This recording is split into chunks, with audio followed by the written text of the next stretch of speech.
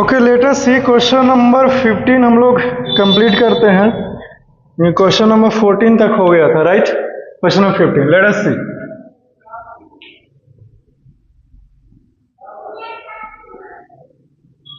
Question number 15, which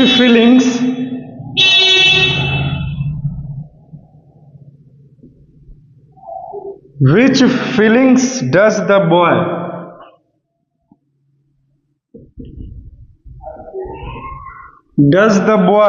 experience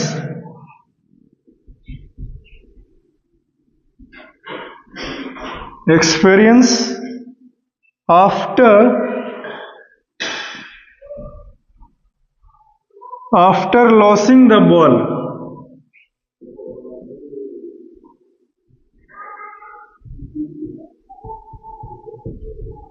ये question है हमारा। इसका ऑप्शन देखो, एंगर,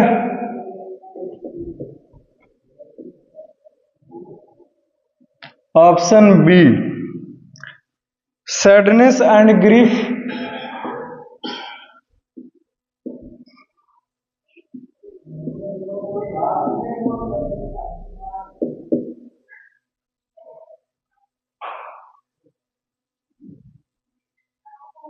ऑप्शन सी में जॉय और ऑप्शन डी में सरप्राइज।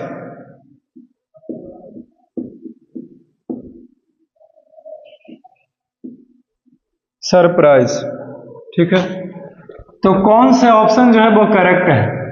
तो विच फीलिंग्स, पहले क्वेश्चन नंबर 16 तो लिख लें।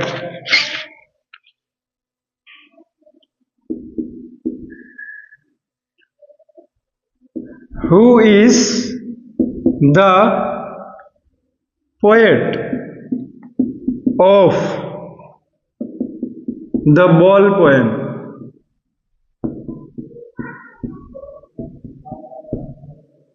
यानी कि द बॉल पोएम का कवि कौन है? तो ऑप्शन ए में देखिए, लेस्ली नॉरिस, या फिर ऑप्शन बी जॉन बैरीमैन, या फिर ऑप्शन सी कैरोलिन वेल्स, यहां पे डब्ल्यू होगा, option D Robert frost.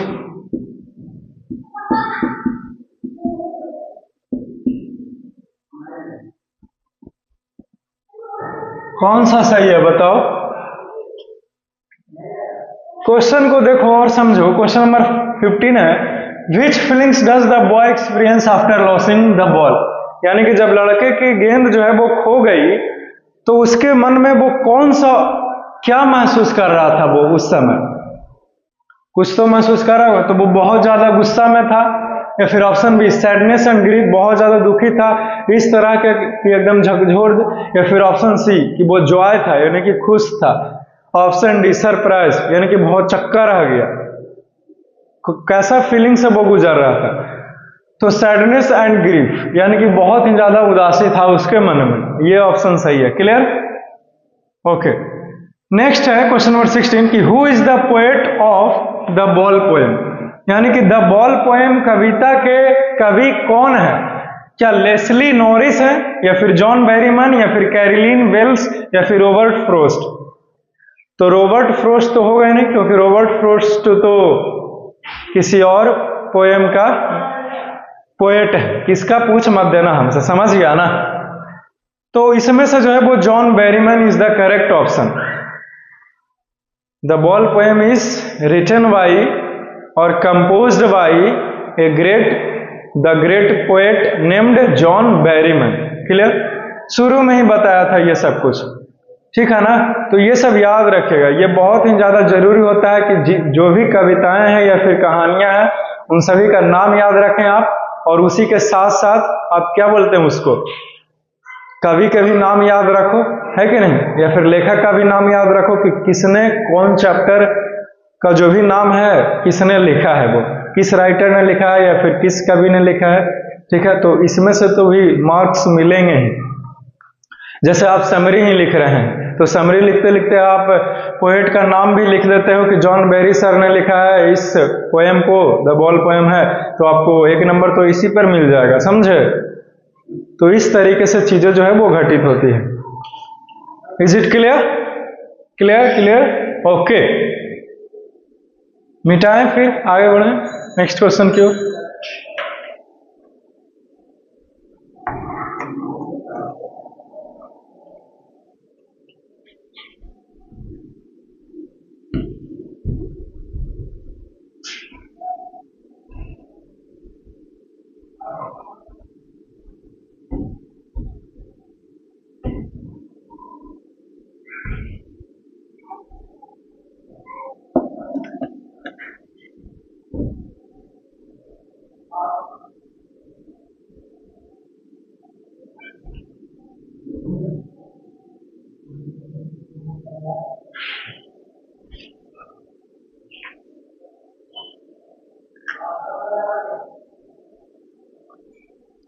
Okay, let us see.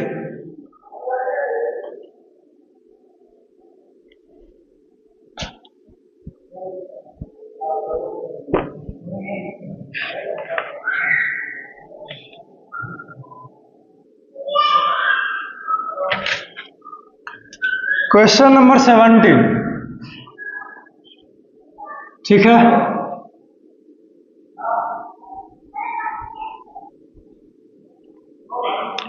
How does the child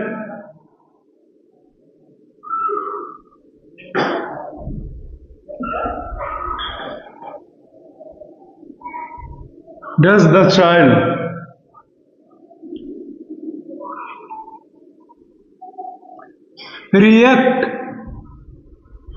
to the loss?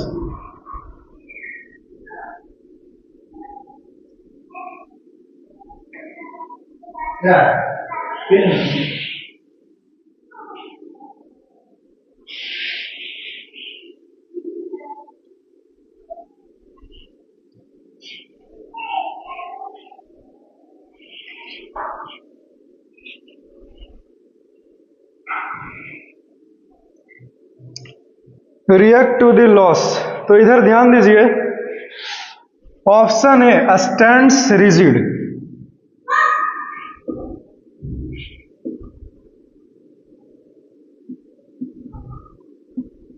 Stands rigid.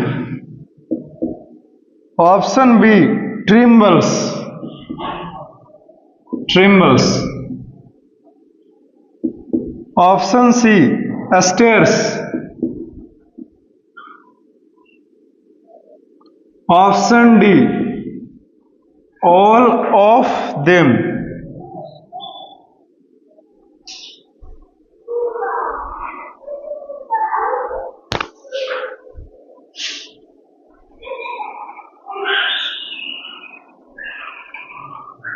Question number 18 देखिए, what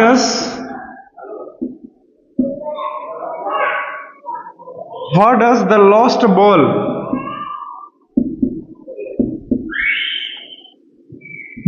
ball symbolize?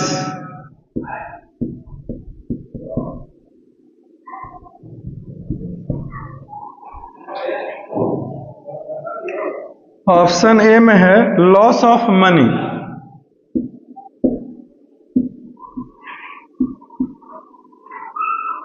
Option B loss of childhood,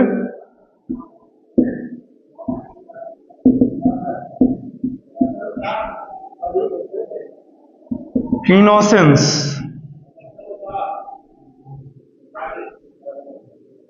option C failure in exam,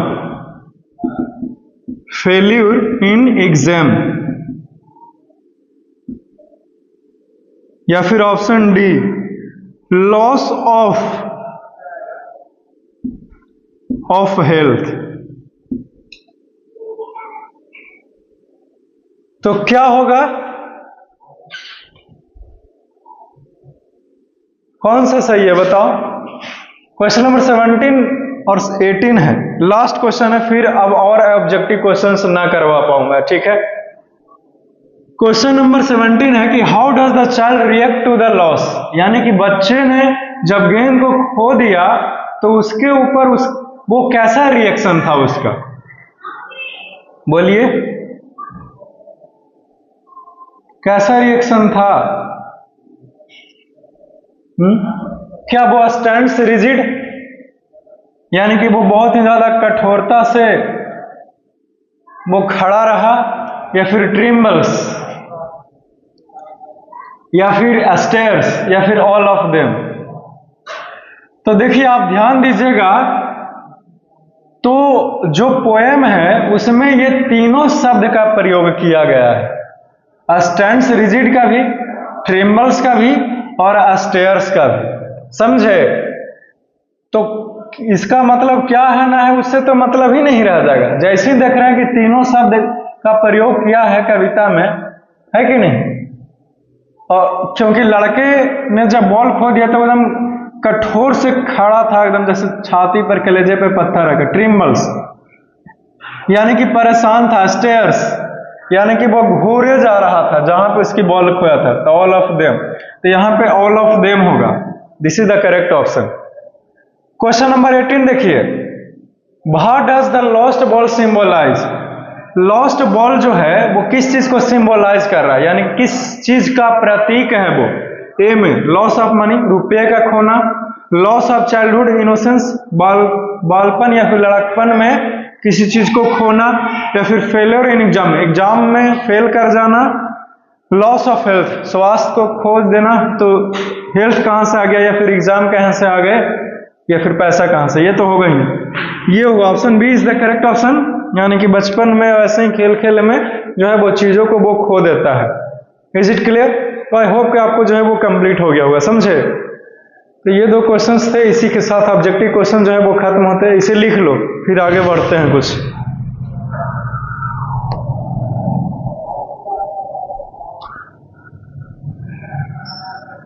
लिख लिए हो तो फिर आगे बढ़ा जा सकता है।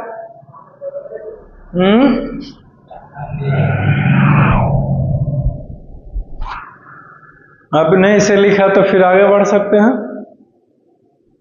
क्या बोलता है?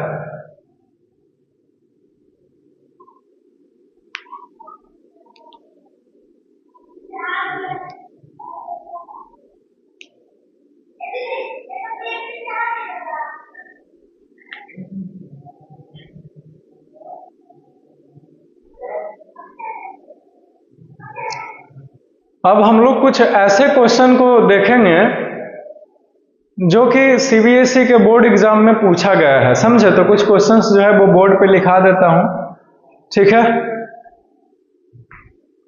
Clear?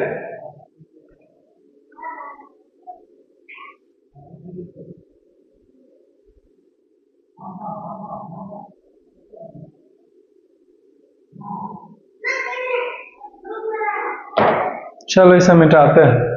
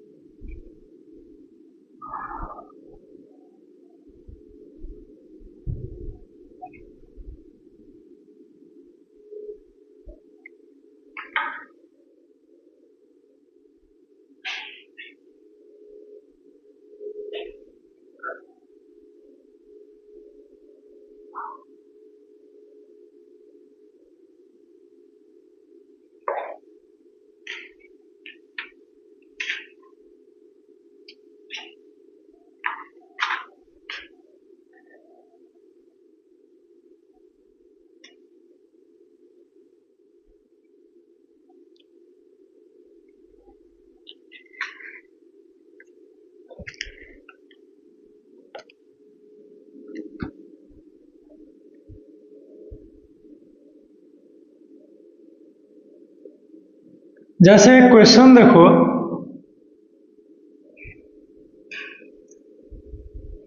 What is the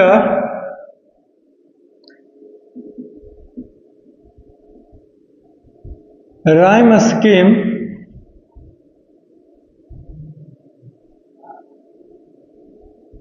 of the poem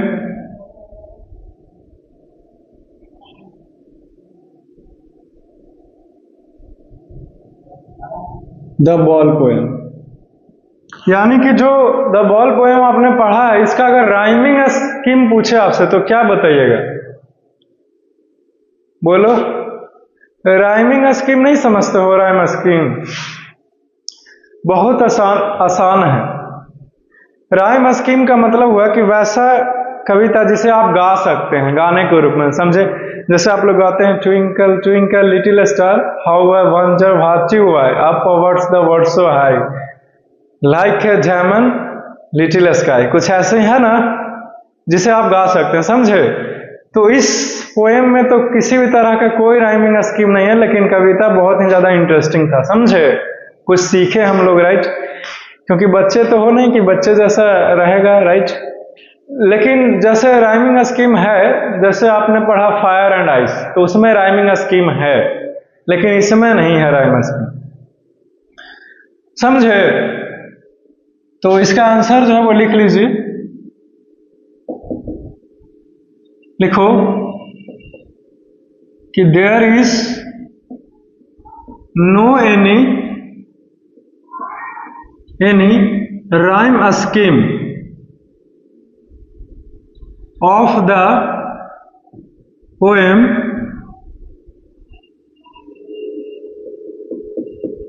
the ball poem।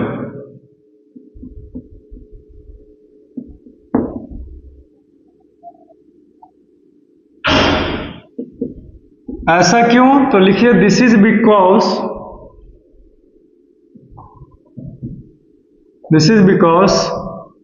The poem is written in free verse,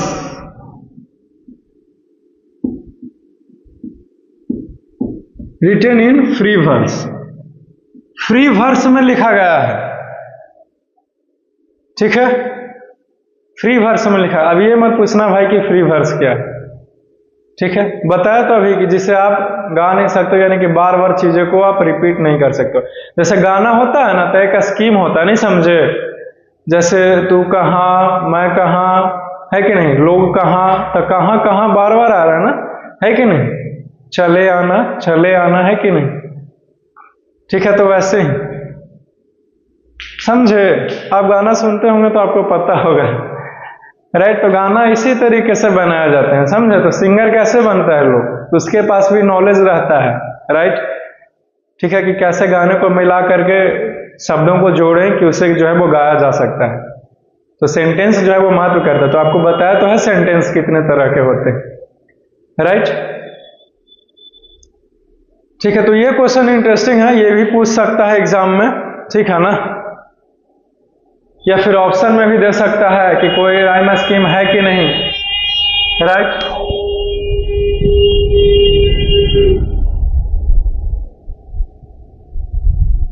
तो जो भी आपसे पूछा जाए, तो लिखा रहेगा एक ऑप्शन में फ्री वर्स रहेगा, तो फ्री वर्स टिक आउट कर लीजिएगा। जैसे भी क्वेश्चन दे, आपसे सॉल्यूशन होना चाहिए, बस यही, क्योंकि मैंने आपको पढ़ाया है, ठीक है? क्लियर? मिटाएं इसको।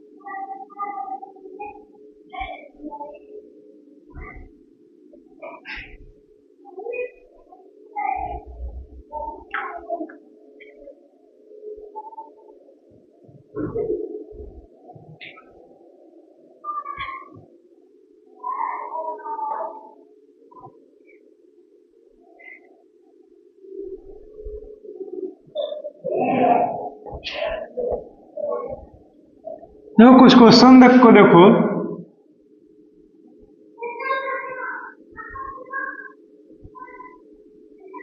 प्रीवियस ईयर क्वेश्चंस,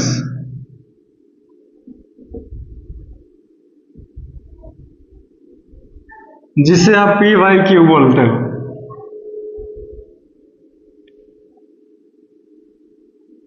तो question number 1,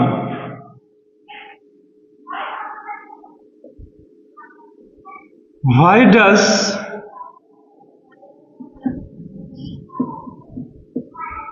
does the poet से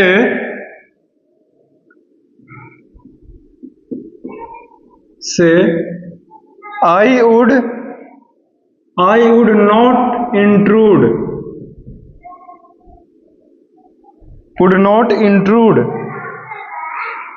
on him,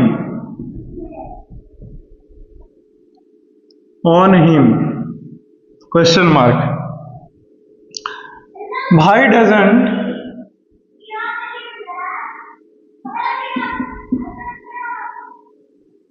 doesn't he offer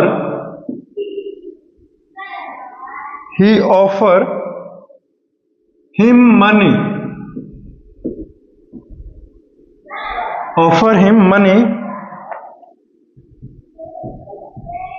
to buy another ball,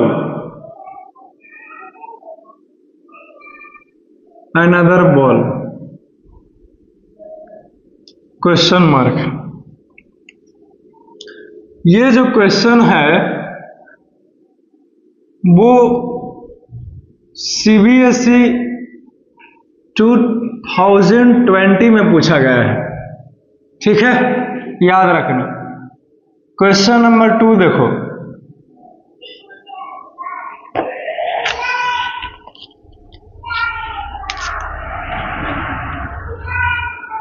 why is it important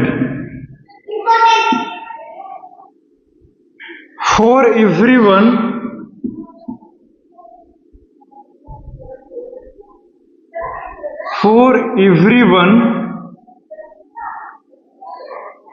to experience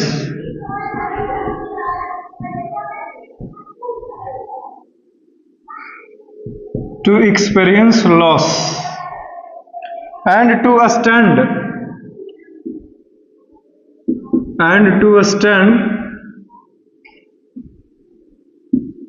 after it, ठीक है। अगर इस क्वेश्चन की बातें करें तो ये क्वेश्चन जो है वो पूछा गया है, वो है CBSE 2014 में।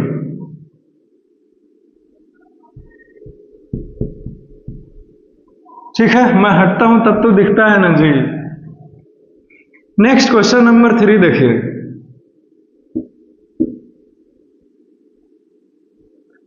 What does John Berryman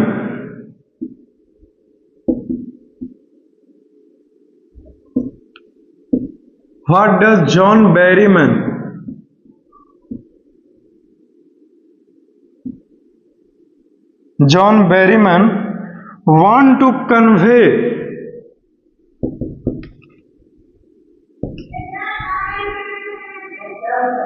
through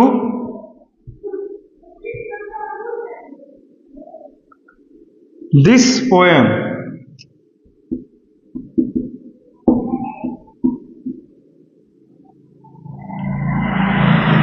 ठीक है, अगर इस क्वेश्चन की बातें करें तो ये क्वेश्चन पूछा है CBSE 2006 में और 2016 में,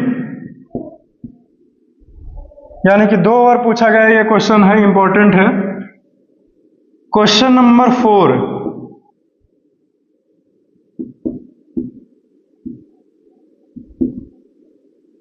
money is external.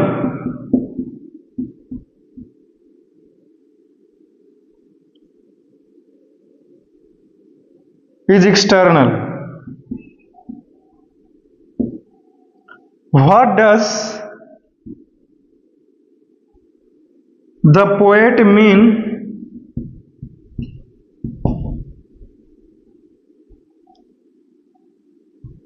By this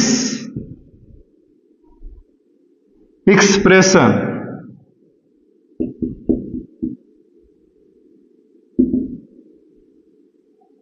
ठीक है,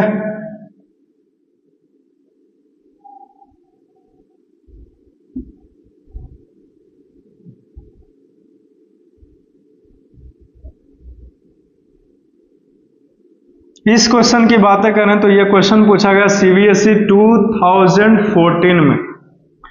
क्लियर? क्वेश्चन नंबर 5 देखिए, why was the boy upset? Why was the boy upset on losing the ball?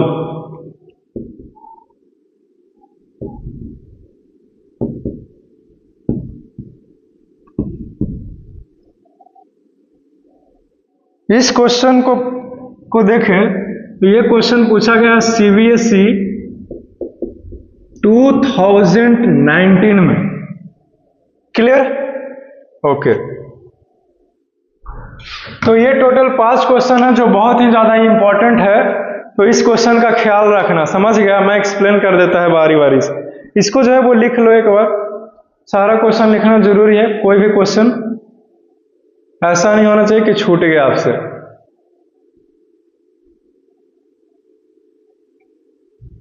ठीक है, क्वेश्चन को लिख लिया होगा।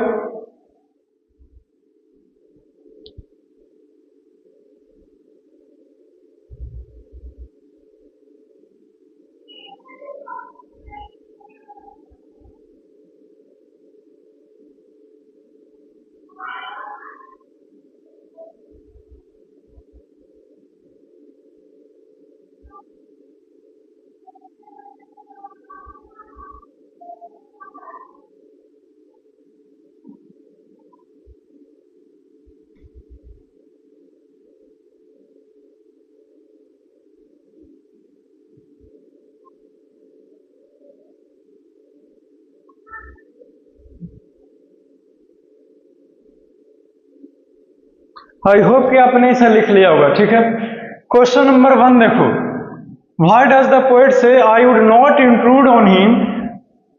Why doesn't he offer him money to buy another ball? Another आर होगा यहां पे, अनदर बॉल।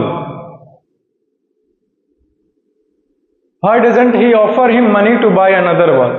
और कवि जो है वो दूसरा बॉल खरीदने के लिए क्यों नहीं कहा, पैसा ऑफर क्यों नहीं कर रहा? कवि कहता है कि मैं उस लड़के की हालत पे कोई भी दखल नहीं देना चाहता हूं, मैं अपनी टांग नहीं अड़ाऊंगा। वो ये नहीं कहता कि मैं जो हूं वो पैसा दूंगा उस लड़के को ताकि वो नया बॉल ले आए, क्योंकि वो कवि चाहता है कि इसके लिए बेकार है कि नहीं? क्यों? क्योंकि उस लड़के को तो वही बॉल चाहिए होता है जिस बॉल के साथ उसकी बचपन की यादें जुड़ी थी, उस लड़के को तो वही बॉल चाहिए, दूसरा बॉल चाहिए नहीं उसे। तो आप पैसा दे रहे हैं, इसका मतलब आप क्या कर रहे हैं? उसे दूसरा बॉल लेना पड़ेगा, लेकिन वो चाहता है कि दूसरा बॉल आ जाए, नहीं चाहता ना। तो इसीलिए कवि कह रहा है कि मैं नहीं उसे ऑफर करता, मैं उसे नहीं देना चाहूंगा कि आप पैसा ले लो, हो गया कोई बात नहीं, आप दूसरा किन लेना, खरीद लेना, है कि नहीं?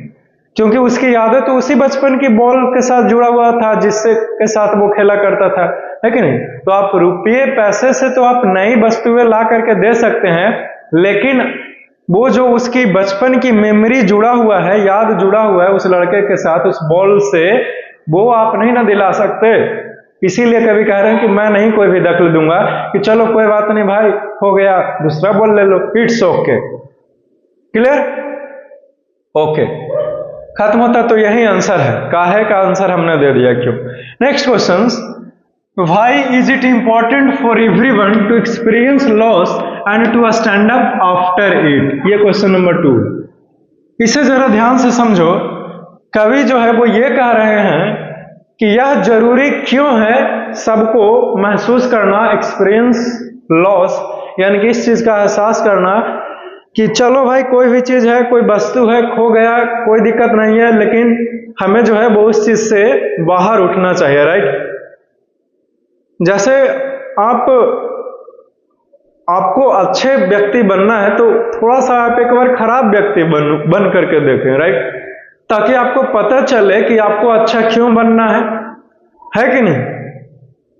आप पढ़ाई लिखाई का महत्व तब पता चलेगा आपको जब आप कभी ना पढ़े हुए लोगों के बीच में रहिएगा, समझे, तब पता चला कि पढ़ाई लिखाई करना क्यों जरूरी है कि नहीं। तो कभी भी वहां यही बात कह रहे हैं कि हर एक व्यक्ति को इस रास्ते से क्यों गुजरना चाहिए, एक्सपीरियंस क्यों करना चाहिए कि चलो भाई कोई चीज खो गया। देखिए, कोई भी जिंदगी में फेल नहीं किया वो सक्सेस का मजा कैसे ले सकता है। जिसने कभी कड़वा खाया ही नहीं, तीखा चीजों का टेस्ट किया ही नहीं, वो स्वीट का कैसे मजा ले सकता है, समझ रहे हो। है, समझ में आता है, कैसे देखते रहता है जी।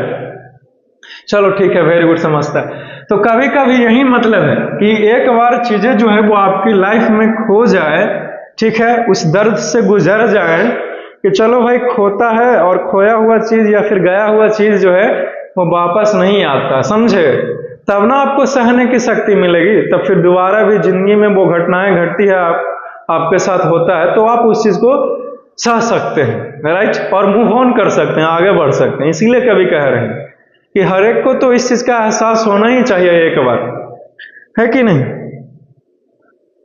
जैसे एक डायलॉग भी था, फिल्म मूवीज का था कि आदमी को सिर्फ दो ही चीजों का, क्या बोलते हैं,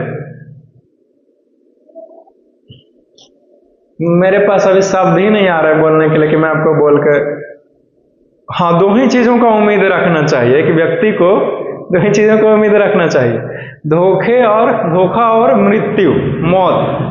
कम से कम एक बार तो सबको मिलता ही है, कुछ मिले या ना मिले, नहीं समझे। तो वैसे ही कभी भी कह रहे हैं कि कम से कम एक बार तो इस खो जाए, आपसे कोई चीजें दूर हो जाए, तब ना फिर दोबारा आपके जीवन में घटेगा। क्योंकि ये तो बॉल ही खोया है, ये तो छोटी सी चीज वस्तु है, नॉर्मल सा, जो खो गया है। आप इसके लिए इतना परेशान हो रहे हैं, और जब आप बड़ा होइएगा तो बहुत बड़ी बड़ी चीजें खो दीजिएगा, तो फिर आप कैसे संभालिएगा अपने आप को, समझे। तो कभी चाहते हैं कि आप संभालो, सीखो।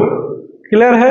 चलो खत्म हो गया, ये क्वेश्चन नंबर 2 खत्म होता है। Is it clear. Question number 3 देखो।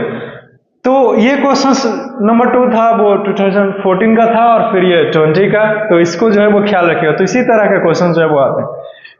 Next, what does John Berryman want to convey through this poem.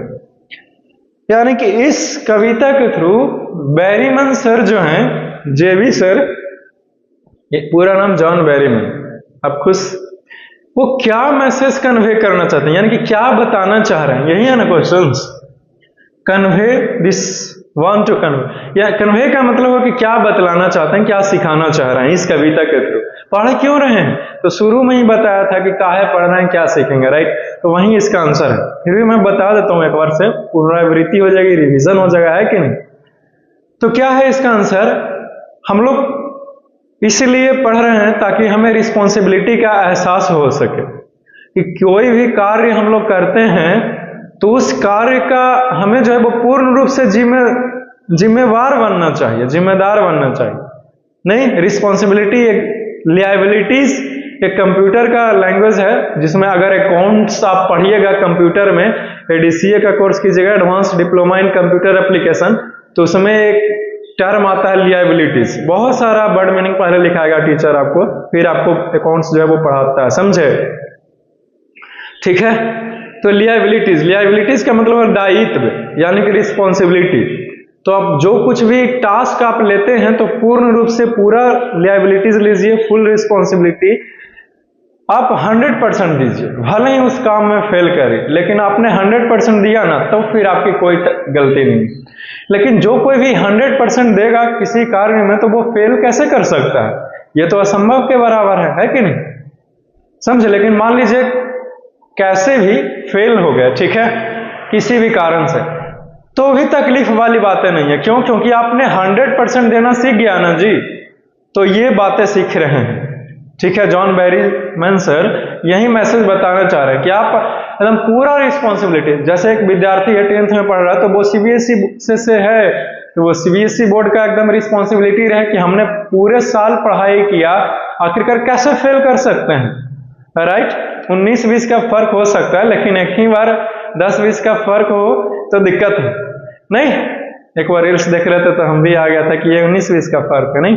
Anyways, समझे, तो इस चीज का ख्याल रखें। ये पहला चीज सीखा। दूसरा चीज कि चलो भाई कोई भी चीज को करना चाहा, हो नहीं पाया तो कोई बात नहीं, फिर से प्रयास किया जाएगा।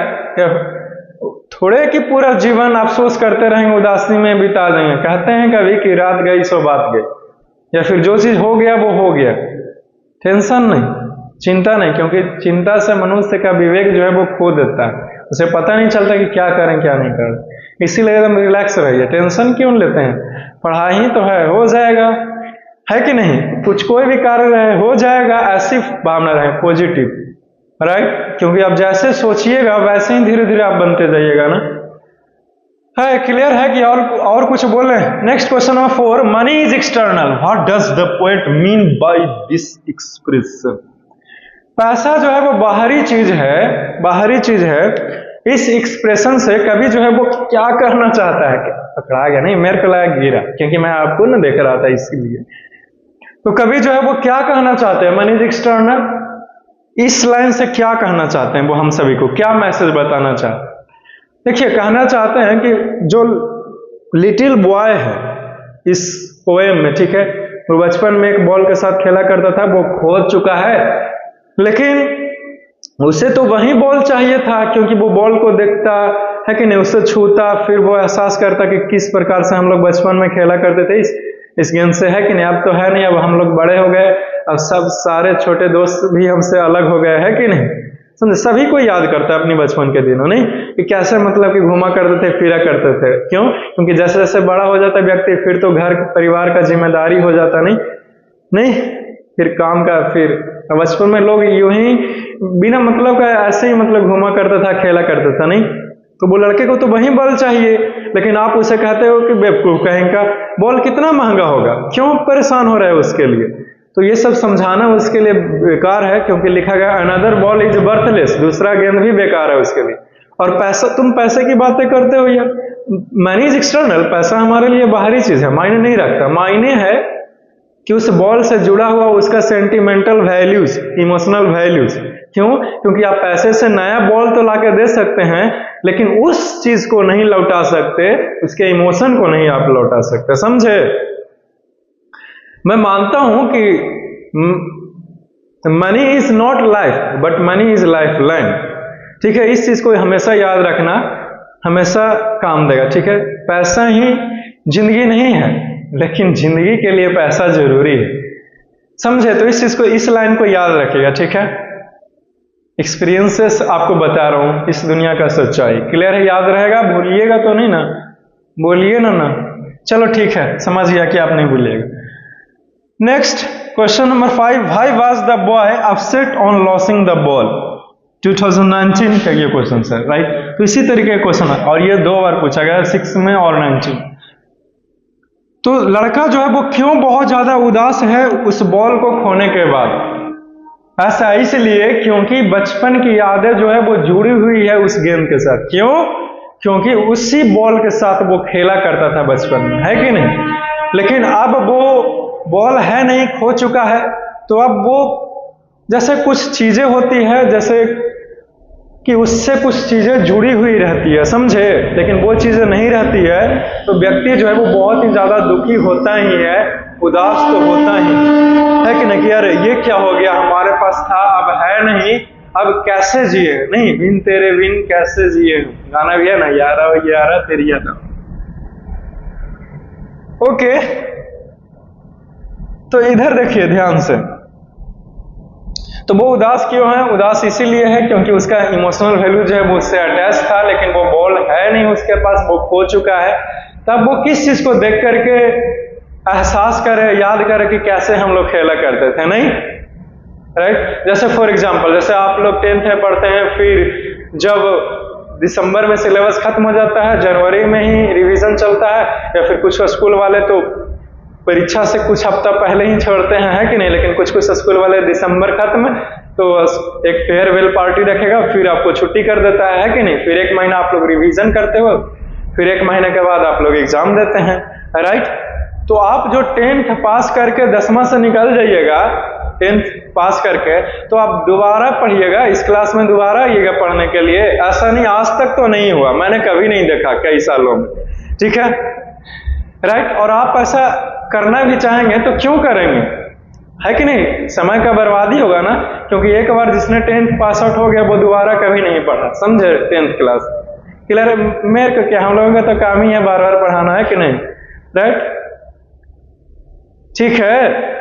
तो लेकिन आपकी यादें जो है वो जुड़ी रहेगी इस क्लास से, क्योंकि किस प्रकार से आप क्लास में बैठ करके पढ़ा करते थे, चीजों को सीखा करते थे, है कि नहीं। जब टीचर आपको डांटता था तो किस प्रकार से आप और उसे चिढ़ाते थे, नहीं, क्योंकि आपको इसी में मन लग रहा होता था। किस प्रकार से आप क्लास के वक्त जब आपको मन नहीं लगता था तो पानी पीने जाएं सर, वॉशरूम जाएं सर मन ठीक नहीं है, इस प्रकार से बहाना बना के चले जाते थे, है कि नहीं।